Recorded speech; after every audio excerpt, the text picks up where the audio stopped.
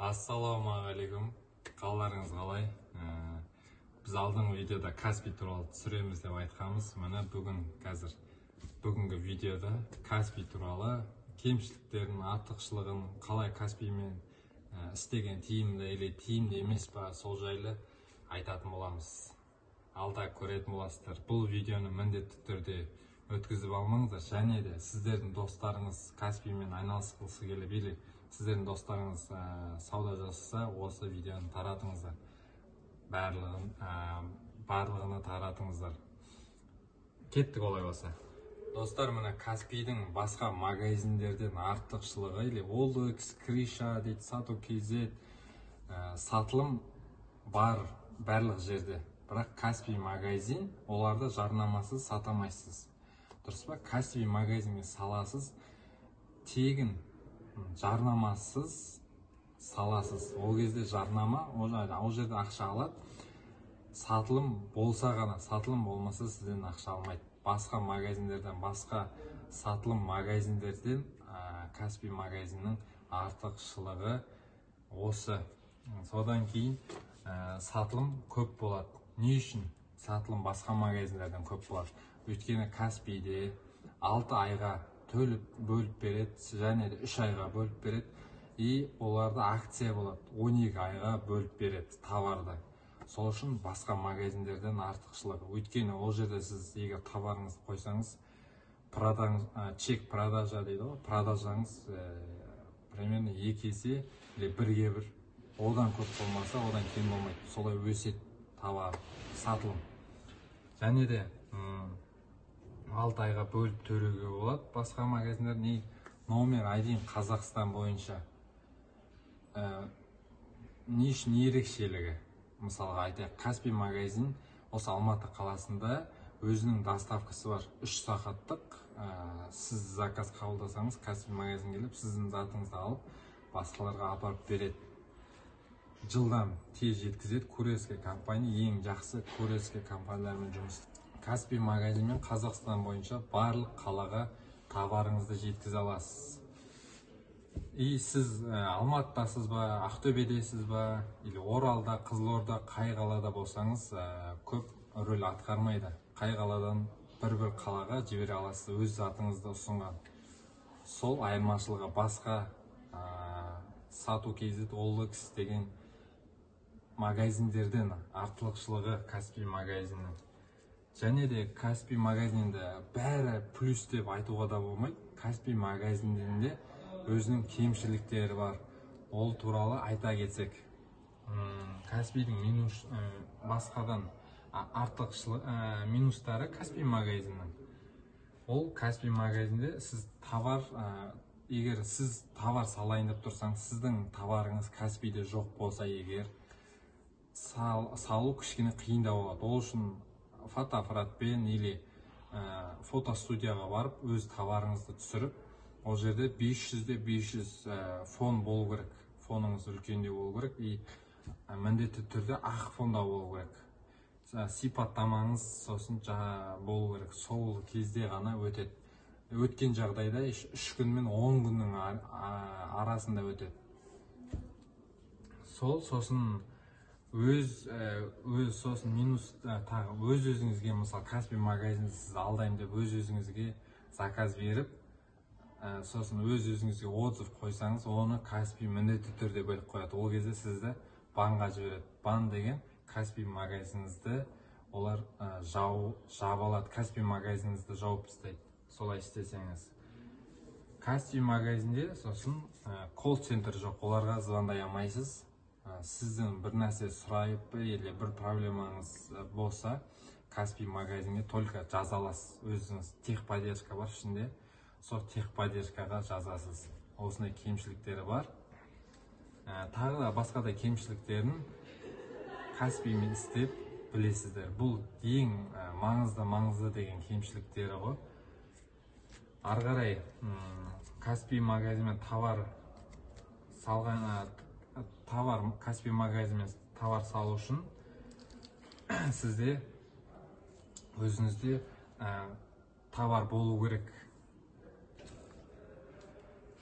Сосын сіздерде Каспий магазинде товар салсаңыз, өз Каспий магазиндегі товар салдыңыз, сізде ол товар қолыңызда болу керек.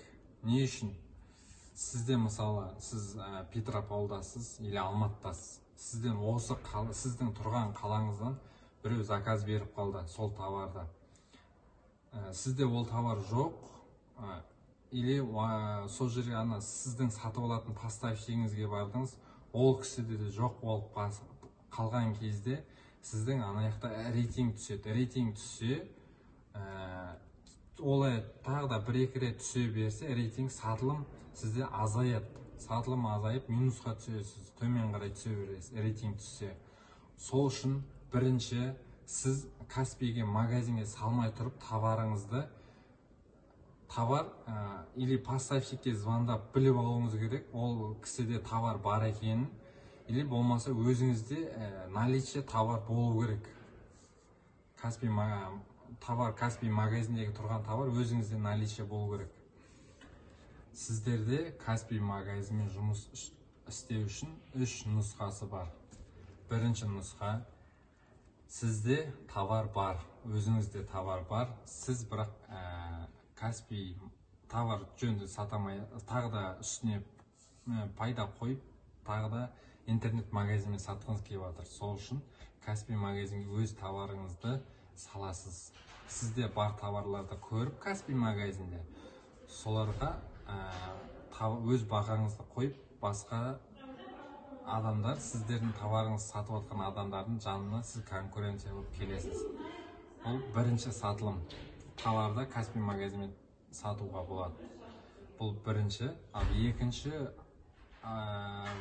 екінші нұсқа, бұл сізде Каспий магазиніңізде товар жоқ, сізде өзіңізде товар жоқ, бірақ Каспий магазинмен жұмыс істегіңіз келеді. Ол үшін сіз таныстарыңызды іздейсіз, кімде оптовый заниматься етеді, или кім товармен сатылым болып жатыр. Сол кісілердің товарын алып, Каспий магазинге салып, үстіндегі маржасын сіз алып отырсаңыз болады. Бұл екінші нұсқа сізде. Үшінші нұсқа, сізде таныс жоқ, товар сататын сізде. Бірақ Каспий магазинмен жұмыс істегіңіз келеді. Ол үшінші нұсқа. Сізде таныс жоқ, Каспий магазинмен жұмыс істегіңіз келеді. Ол үшін Каспийге кіресіз, өзіңізге ыңғайлы, или өзіңіз сәл білетін товарды қарап, бағаларын қарап, сосын ол бағалардың фотосын алу керек, бағасын алу керек, сосын астындағы описаниеде соны қарау керексіз.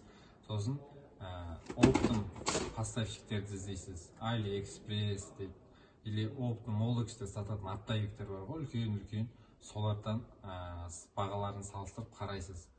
Бағаларын жазып, ортадағы сізге пайда қаламы, соны есептейсіз. Содан кейін ол поставщиктермен келісіп аласыз, осындай мен сізден зат алсам бола ма деп. Олар иә дейді. Содан кейін сіз өзіңіздің затыңызды, жаңа ол кісілермен келіскен затты, тапқан затыңызды жарнама бересіз, жаңа Каспий магазинге. Ол жерде тегін білесіз, ол жерде ақша керек емес. Сізде заказ келді, сіз заказды алмай тұрып, міндетті түрде жаңа поставщикке бір рет звондаңыз. Ол заказ ода наличие бар ма? Егер жоқ болып қалған жағдайда сіздің рейтингіңіз түссе, Каспий магазиніңіз жабылуы мүмкін ондай жағдайда. Сол үшін бірінші Каспий поставщикке звондап біліп алыңыз. Поставщиктен өзіңіздің затыңызды алдыңыз, мынаяққа замлерде курьерский компания бар, замлерде. Соған келіп, өзіңіздің затыңызды бересіз. Ол бергенде де сіз орайсыз затты жақсылап тұрып, скотчпен қағаз бар, А4-де шығатын, А4-де. Сол қағазды үстіне қоясыз, өйткен қайыққа барады, Алматыға, Астанаға, Жезқазғанға, сояққа баратын, көреді аты, фамилиясы бәрі шығып тұрды. Сол қағаз шығып, жабысып, коробканы әдемілеп орап затыңыз, сосын курьерский компанияға апарасыз. Солай үшінші вариант бұл. Каспий магазинмен жұмыс істеу. Достар,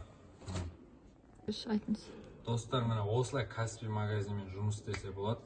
Бұл видео сіздерге бұл дайындық ретінде, мынаны осыны біліп, өздеріңіз ойланып, кішкене қарап, ой қорытып алыңыздар. Келесі видео енді Каспий магазинмен қалай жұмыс істейміз, біз қалай жұмыс істеп жатырық, біз қалай сауда жасап жатырық Каспий магазинмен. Біз оптовый сатамыз и Каспий магазинмен де сатамыз. Олар қалай жұмыс істеп жатырық, соның бәрін көрсететін боламыз. Өте ашық түрде, бәрі шынайы түрде, прозрачно дейді орысша, шынайы түрде көрсететін боламыз. Біз қалай жұмыс істеп жатқанымыз. Әрбір қазақ бай болсын достар, әркімге бәріне таратыңыздар болсын, көрсін, қарасын, жастарда жұмыс істесін. Осылай интернетпен кішкене заманауи жұмыс істеңіздер. Бізді қолдап, комментарий жазып, көрсетілім көп болса YouTube каналда көп адам көреді, одан сайын көп адам көтеді.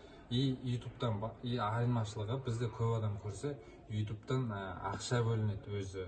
Андай көрсетілім көп болған үшін. Сол үшін де лайк басып, комментарий жазып, бізге қоңыраушаны басып қойып қойыңыздар. Қоңыраушаны не үшін басасыз? Келесі видеоны Каспий туралы келесі түсірімді өткізіп алмау үшін міндетті түрде қоңырауша қойыңыздар. Келесі видеода кездескенше достар, сіздермен болған мен Бекзат Мұстафин.